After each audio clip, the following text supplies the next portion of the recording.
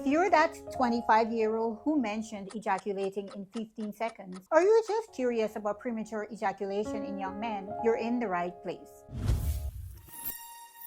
Today's video is a special request prompted by a comment I received from a viewer who's experiencing some concern. So, what exactly is premature ejaculation? Well, there's actually various definitions. For one, premature ejaculation is referred to as a condition where a man ejaculates too quickly during sexual activity, often before he or his partner is ready. In this definition, there isn't a specific time interval given. However, it is generally considered to be when ejaculation occurs within 1 minute of penetration. Some scholars argue that anything less than 4 minutes should be considered pathological or abnormal. Other definitions may include other factors, such as the inability to delay ejaculation, distress or anxiety related to the condition, and the negative impact on the individual's sexual or psychological well-being. Now, let's look at some statistics. Premature ejaculation is more common than you may think, affecting approximately 1 in 3 men at some point in their lives. There are reports that this number is actually much higher. In fact, premature ejaculation is the most common sexual dysfunction in men under 40. So if you're experiencing this, know that you are not alone. Also, it is quite normal for men to experience premature ejaculation occasionally. However, if it becomes a persistent problem and interferes with sexual satisfaction and relationships, it may require treatment.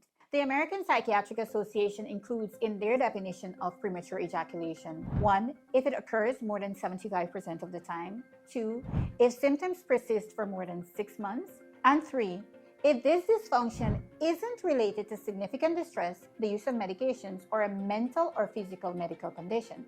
Now, premature ejaculation has various classifications. Understanding these classifications can help determine the appropriate approach for management. For instance, there's the lifelong or primary premature ejaculation and acquired or secondary premature ejaculation.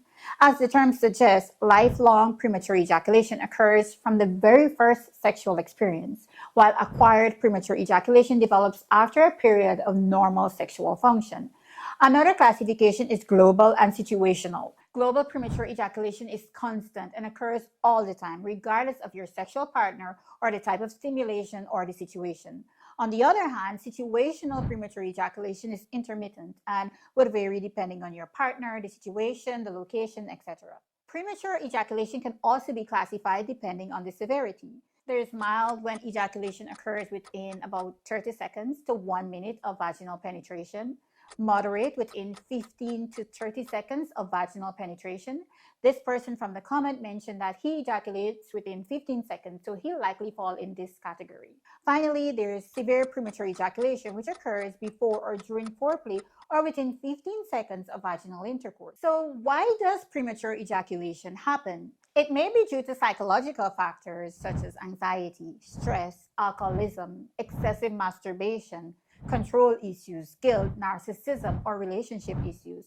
Performance anxiety is another common causal factor, so the fact that you're extremely stressed about this condition is likely only making things worse. On the other hand, biological factors such as obesity, diabetes, lack of sleep, erectile dysfunction, abnormal hormonal levels, or certain neurotransmitter imbalances can also play a role. Some men may simply be more genetically predisposed to premature ejaculation.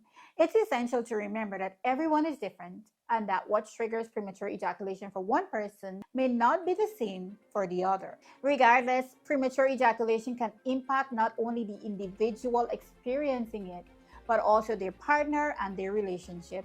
It may lead to feelings of frustration, embarrassment, and even avoidance of sexual intimacy. In fact, premature ejaculation can also lead to clinical depression, especially if it occurs for more than 1 year. Unfortunately, this embarrassment experienced because of premature ejaculation prevents a lot of men from seeking treatment. I remember once when I was working as a medical doctor in Guyana, I started a 12-hour shift at 4 p.m. and there were several patients there waiting because there was a mixture of emergency patients and those who came from the outpatient department, which closes at 4 p.m. But there was this one male patient that was somehow always at the back, letting all the other patients go before him. A few hours later, he was the only patient patient waiting to be seen, so I decided to ask him if he has a complaint or if he's a relative of one of the other patients. This is what he told me. He said that he was waiting on a male doctor. Well, he was out of luck because there weren't any male doctors coming in until the next few days, so he was stuck with me. Long story short, he actually had a sexually transmitted disease and he felt ashamed because I was a female doctor. On another occasion, there was a female patient that I was treating for a vaginal yeast infection, which is actually quite common. Here's a link to a video I did on vaginal yeast infection. The thing is though, the patient reported having this condition for more than 2 weeks. And when I decided to check her history, I noticed that she'd been at the hospital only a few days ago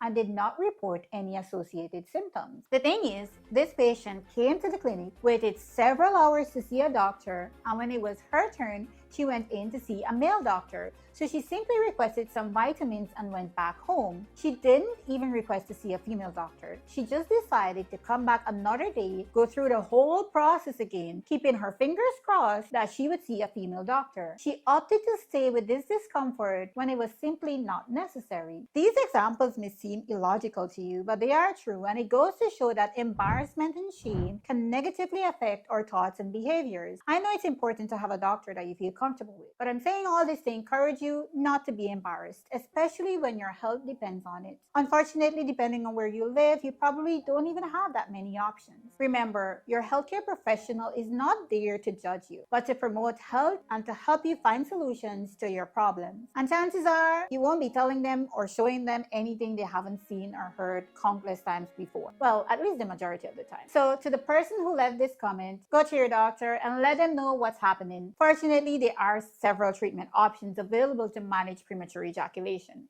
The most commonly prescribed medications for premature ejaculation are selective serotonin reuptake inhibitors, or SSRIs. There are also topical numbing creams or sprays which can help reduce sensitivity to the penis and delay ejaculation. Simply using a condom has been reported to be beneficial. There are also medical procedures such as penile injections which may be used to treat premature ejaculation. These medical treatment options should only be used under the guidance of a healthcare professional. Medications have side effects and may interact with other medications, so it's important to discuss any concerns with your healthcare professional before starting treatment. The good news is that there are also non-medicinal approaches to managing premature ejaculation. Techniques such as start-stop method and squeeze technique and pelvic floor exercises can all be very beneficial. The start-stop method involves stopping sexual stimulation just before ejaculation occurs. The individual or their partner can use a signal to indicate when to stop, and the individual can then wait for a few seconds before resuming sexual activity. This technique can help you become more aware of your sexual response and learn how to control it. The squeeze method involves applying pressure to the base of the penis just before ejaculation occurs. This can be done by the individual or their partner. The pressure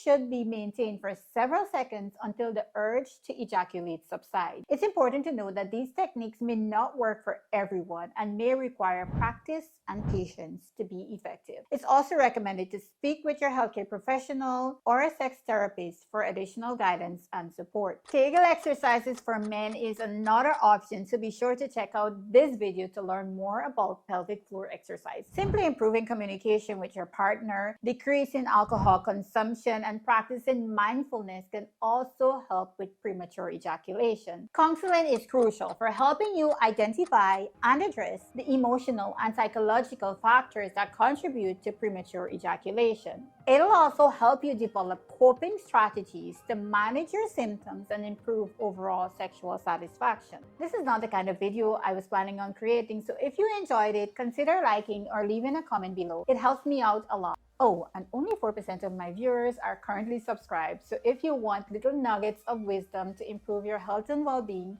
consider subscribing to my small but growing YouTube family. Okay, that's enough of me begging. Go ahead and check out this video next.